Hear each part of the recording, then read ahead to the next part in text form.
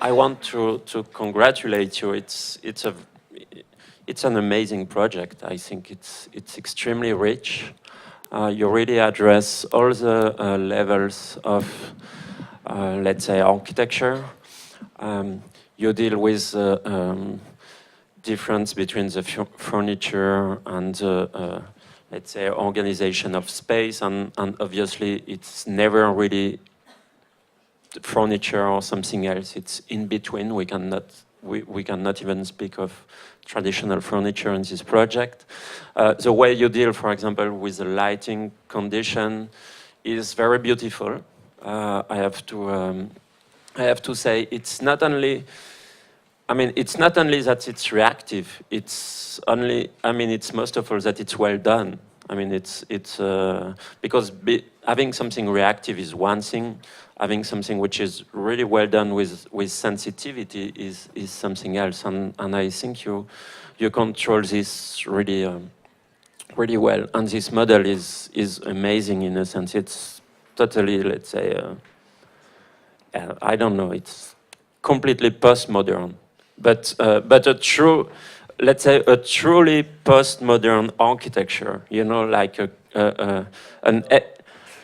like, I mean, what I call effective postmodernism, and not the culturalist postmodernism from the 70s until 2000. So no, I believe it's really a strong project, and the level of technicality is also extremely impressive.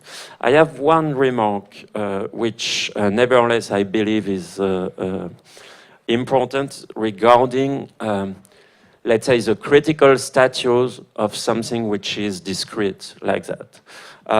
As you probably know, in 20th century industry, we have a couple of very important paradigms of fabrication. Ford, I mean, Taylorism and Fordism obviously are the main one, especially Fordism, which allows, through the scientific organization of the work invented by Taylor, to produce at an extremely fast pace many cars, actually in a repetitive manner, and also in a cheap way. But when we started, for example, with the computer, we tried to apply these techniques, I mean, with transistors. We said, okay, maybe we can produce transistors as we did with the cars, you know. So at the very beginning, because we needed only a couple of hundreds or thousands of transistors, it was kind of okay, you know. But when you have to produce billions of transistors, or billions of transistors, because for sure this is a component which is conceptually the most present on Earth now. I mean, it's just insane. So, and now when you think that on a computer chip, I mean, just big like that, you have something like 3 billion or 4 billion of transistors. Obviously, you need to ask yourself about how you produce those elementary components. And here, there's already quite a lot of these elementary components. But if you imagine a full city, you know, made of that, then the question of fabrication will become extremely critical, not only on a practical level, but let's say on a conceptual level. So if you think of this kind of molecular machine which reproduce themselves like cells in your body, then you have an option, because you can start with 1, which gives 2, which gives 4, 8, I mean 8, etc. 4, 8, etc. So you can easily have a kind of exponential growth. But if you don't have the self-reproducibility embedded into this component, and at the moment it's not the case, obviously. I mean, I assume they are produced like on a production line, you know, on a traditional production line, like in a car factory. Then you more or less cannot produce those very big material component. I mean, you can do it. We do it with smartphones, computers, etc., etc. But according to me, the question is not present in the project. That's the missing one. I mean, it would have been great to think of this. I mean, can you manufacture all of these things together like what we do for the transistor? I mean, we don't have assembly, because here there's a lot of assembling. We don't have separate component, but we have having a kind of integrated component which is all done in once. And in fact, each component is not singular, but you can produce, let's say, 10,000 at once, at the same time, you know, with a kind of big stamp. I mean, it's not the right word for the industry, but I forgot it, you know. And yeah, I don't know, maybe you have ideas about that, but this would be, let's say, in order to have something almost like perfect, a perfect project, this question should need to be asked, actually. And then, but for the rest, it's just like amazing. Yeah, I really like also the project. I think another area that could be interesting, that at the moment, I mean, there were some examples of these Kinects that looks at your motion, but obviously compared to the sophistication of this, that looks very primitive. And in the end, the whole idea of interface, how you actually interact with this, but not just as a self-intelligent, it's just how you actually actively can control, can manipulate this. So what's the interface between you and this system? I think this could be also an area that, I don't know, I would see could be, even just theoretically, a pretty interesting narrative to develop in the end. How you actually program your own space, not just by this intelligence that adapts around what you do, but actually actively engage with it.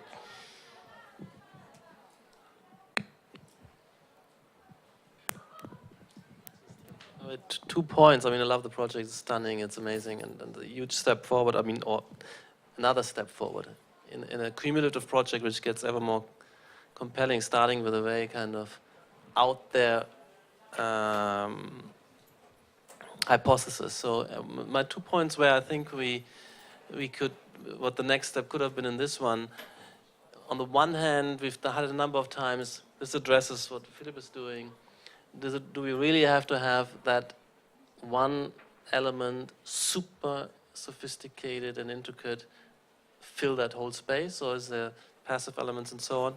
And I think also the functional differentiation of these elements, or let's say it's great to have the human figure in there and the interaction, but maybe it would be more plausible if there are other things. For instance, could there be table surfaces which are migrating and shifted up and down on top of these, if you're talking about tables. When I saw some of these clusters, beautiful, and I have a kind of laptop sitting on these somehow, I worry. Or when you give me a bed is not only requiring a human onto these pixels, where's the duvet?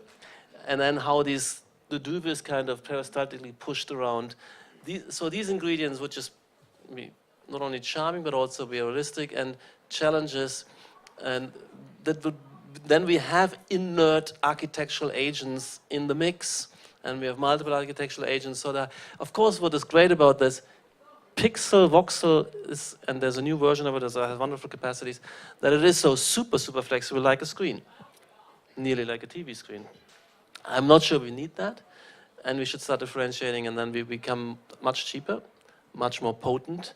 And of course, then we can't have one project for everything. But that's not going to be. We're living in an era of post-Fordism and not Fordism. So Fordism would demand that.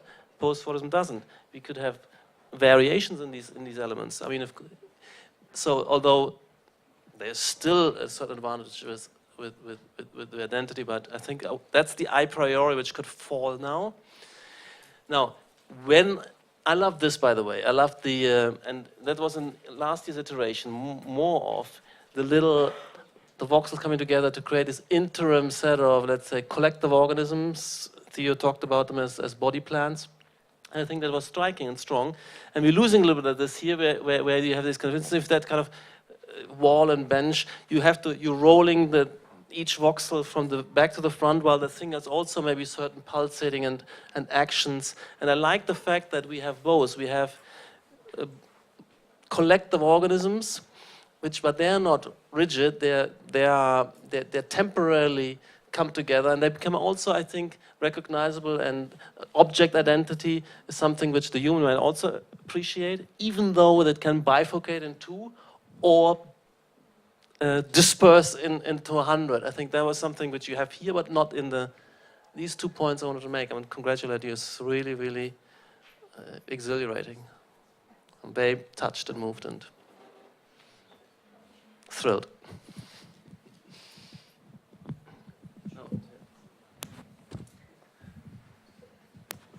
I thought the animations showing these guys squishing and connecting and kissing and making love and doing all the things they were doing was totally amazing, you guys. Very, very good. And this is just a really thoughtful project, really well executed, and I'm starting to get convinced. I'm so interested in what happens to this shell. It's like it's already not quite even the case study house anymore. It's like a bounding box because it's been made in transparent surfaces. So it's like, to me, when I think about these new friends of humans, like man's best friend, beginning to, and architecture, so they're starting to accumulate around where we live, and then architecture starting to disappear into air, into transparency. And in addition, we have other things coming in, like augmented reality and other kinds of things which seem like they would start to also make architecture just a shell, where you wouldn't need to articulate it any longer, where you just augment it virtually. So I'm just thinking out loud right now, where we're entering an age now where there are all of these other ways of articulating space that have to do with technology, frankly, and I'm just wondering, like, what happens to this shell when it really starts to disappear? Like what is the, and this is a much larger kind of discussion about, what happens when these guys aren't just the furniture, but when they actually are the house, and what happens when, on the one hand, or if they're getting larger, or if they're getting smaller, what happens? I basically am just super curious about the status of this guy right now, because I read it more as a bounding box than anything. Like, I don't think that this is even important for the project that you guys are working on right now. And I think that's great. It's a clear, bounded project. But I guess that's neither here nor there. But I guess the other thing that I want to say is, that's true. That's true. That's true. Well, and I don't know if it ever will. Maybe that's the point, and that I want to get to, is that maybe it never will, and that's a choice. I guess this giant arrow of progress it's like we tend to think that technology drags us forward, but we are constantly evaluating and reevaluating, making technology, right? Like Foucault said, like technology was social before it was technological. Like, so it's so important. And I think that was a great point you made, by the way, Patrick, about these things differentiating. I could really begin to go there then. If you have the bed one, the TV one, you can make a giant screen, a tiny screen. That's really good. But at some point, we also have to look at like these sort of floating figures on these fields of robots and kind of make a value judgment and say, like we can do this. It's amazing as a thought project. Is that the new life? Is that the new life? Maybe we need these radical ideas to perhaps spark the conversations in the end. I mean, this obviously will need to, nobody wants to sleep on this guy, Although it's pretty just soft. something that, though, it's such a radical idea or new direction that perhaps certainly, I don't know. But I guess I'm just sort of babbling at this point. Long day, but I just think that it's really blowing my mind, this project, and I love that. Just one thought. If it's going, I don't know if this is going forward any further, or if you kill something after 3 years or whatever. But good. But I just thought that, like, I'm just still interested in giving it other other applications at other scales. And you know, because I'm such an architectural nerd, like I'm thinking about what else it could do other than be furniture. And to the last discussion that we had, like, could it even start to be deployed in terms of constructing buildings, or could it have functions of, you know, I noticed they get vertical. Could they start to stack and make columns, or like what could they do, and then get rigidified somehow, or something like that? So how could they start to actually become building components other than pieces of furniture? But really, that's a different project than you're working on. So. Previous iteration. Maybe what I would encourage you to do is, because the project is very effective and thoughtful and kind of intense about constructing a device that intelligently and collectively follows certain targets or achieves certain aims.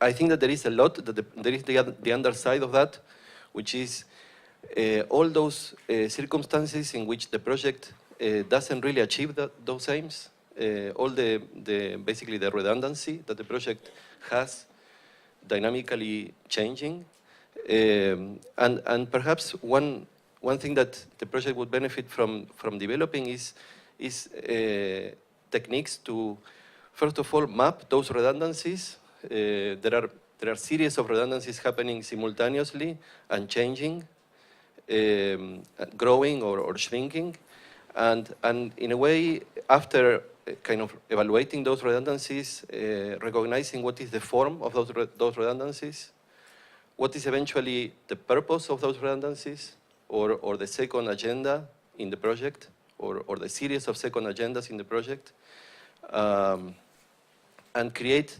I think that's the path to talk about aesthetics in the project, to say how the project, in a way, with equal but perhaps less linear ethics, creates something that is out of its own control, and still controls it, or at least has a grasp on that. So I think that kind of evaluating the redundancies is a path to that. I just want to add something about the Tom's remark. Yeah, I think it's extremely relevant. This is what I meant by true postmodernism. I mean, it's not a case study house anymore. It's I totally agree with you. It's just like we don't even know what to say about it. It's a box. It's a glass box, but it does not. There's no true, I mean, real architectural quality, you know, so it's not like the Myth glass box, neither the Johnson one or any other glass house from 20th century. It's just like nothing. It looks like a agriculture building, you know, and in a sense, maybe it could open a path towards something else, because when you look at it, you have the building that it's a building in which you just have those white components growing from the ground. You know, there's no, let's say here, there's no natural paradigm. It's pure techniques. It's purely artificial. But when we look at the model, at the global model, it looks already much more natural. So we have this idea of having this system just being alive, in a sense, you know, just being alive. Those cells maybe they can grow from the ground. You can take the rain, and they can use the water in a kind of endless cycle, with some of these voxels dying and some of them appearing here and there, etc. And for me, the future, I mean, intellectually, the future of this project is not here, basically. I think it's okay. This is fine. It's nice technical levels, etc. But it's really in this model, in something which has absolutely no quality, in a completely in a complete denial of any kind of space or whatever, where just everything is augmented. And this is what I really like, actually, compared to all the other previous projects. I'm going to say something without a mic if I have to, because there's no microphone down this end. But I first of all, I just want to quickly congratulate you, because we're all speculating, but I just want to remind you that I think it's a very well executed project that's very poetically conveyed how a day in the life of the house would be, and also the seasons of the year, and really living up, I would say, to the aspirations of the brief to show that this is something that is meant to be very intimate in the lifestyle of the house. And I think we should say that they've done a really good job at conveying that aspect of the project. For me, I also appreciated the kind of level of qualitative effect we see in the patterns and mass number of these that come together, the kind of grain caused by the linear direction. But there's one thing I speculate on where this could go, and that is that these units, of course, they could be at various scales, we can speculate, but the other thing is their quantity and their volume impact what we can do with them, and they have this ability to sometimes have volume and other times have almost no volume by just collapsing. And so that makes me think that they could be really effective in a space of confined volume. So something like the International Space Station, where you have a very confined space that is, the same room might be a bedroom and a kitchen at the same time. And I could imagine a smaller version of this being incredibly useful up there for creating these differentiated environments internally over the period of a day. I mean, totally. I just want to mention that. Yeah, go on. Yeah, the word I was searching for was greenhouse, actually. Mm-hmm. I mean, the case study house, they were glass houses, but this is a greenhouse.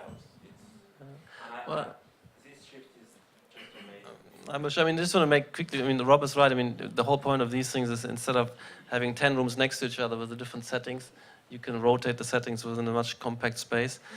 But I think I want to give more credibility not to the house so much, but to your choice of the house and the attempt to affiliate and not just see it as a bounding box, because I see that these diagonals, the zoning and the diagonals, the way you affiliate, and you can pick that up in the module. You have both the orthogonal condition and the hexagonal condition with various degrees of angles, and I think and you're aligning to this. And some of the plans, it's not on they come up in the video. You see that you're attempting to align to it. You had this patterning before with the Nike weaves and so on different grains. So I think there is an attempt, and maybe there could have been more, but I feel it, that you want to make this not only adaptive to human, but it's adaptive to context and completes context, and there's partitions and transoms, which you seem to be lining to and building on. I think that's very important. There's a kind of adaptive contextualism in the piece. Dynamic contextualism I like is certainly in the project. So. And it also gives so many different ramifications to the notion of mass occupancy. So the actual thing itself is an occupant as well as the occupant with it. So I love the idea. You can think of it philosophically in so many different ways in that way. So it is food for thought on so many different levels and for the imagination.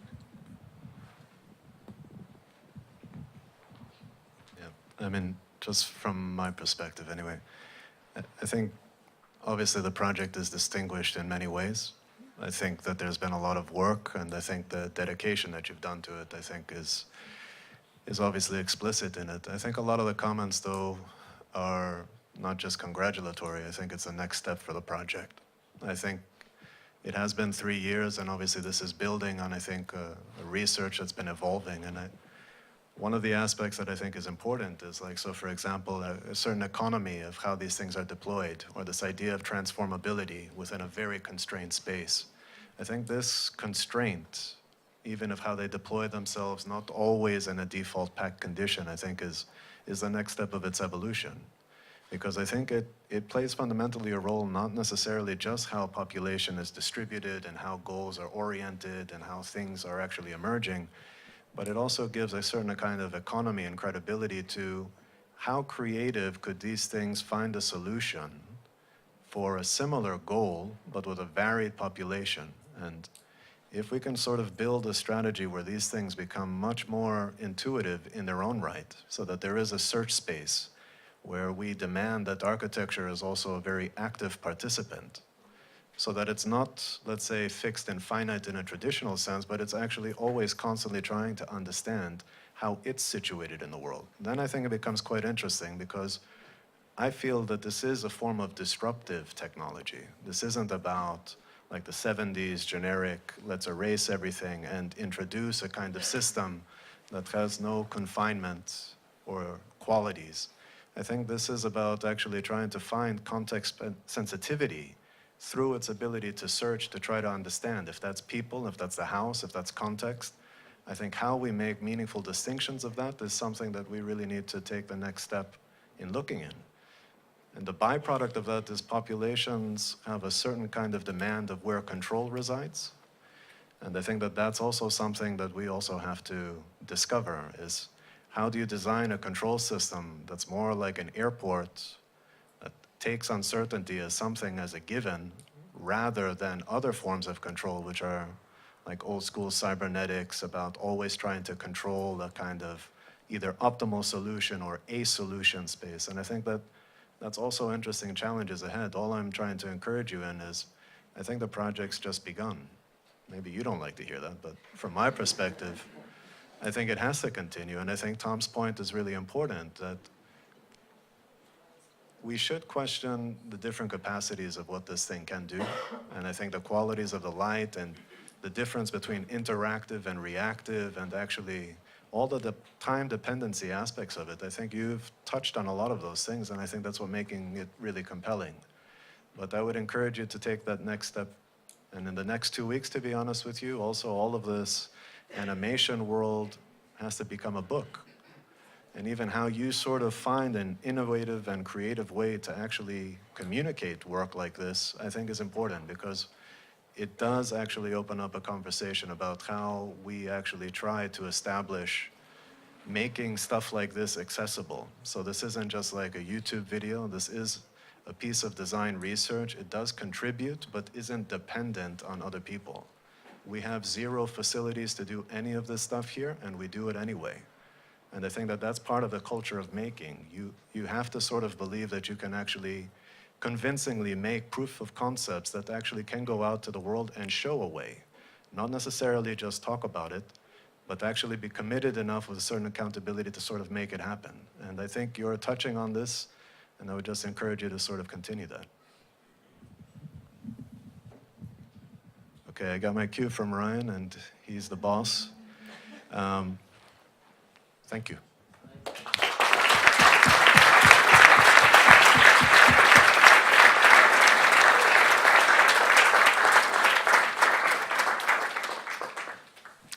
Okay, for those who feel like they have a lot of dexterity and want to sit for a lecture, could I ask you guys, either we just like literally rotate chairs, but I don't think it's going to be enough chairs, or we leave the space, you go get a beer, and I set up, and for whoever wants to kind of come back down, then we see you in like 15 minutes. Okay, version 2 then.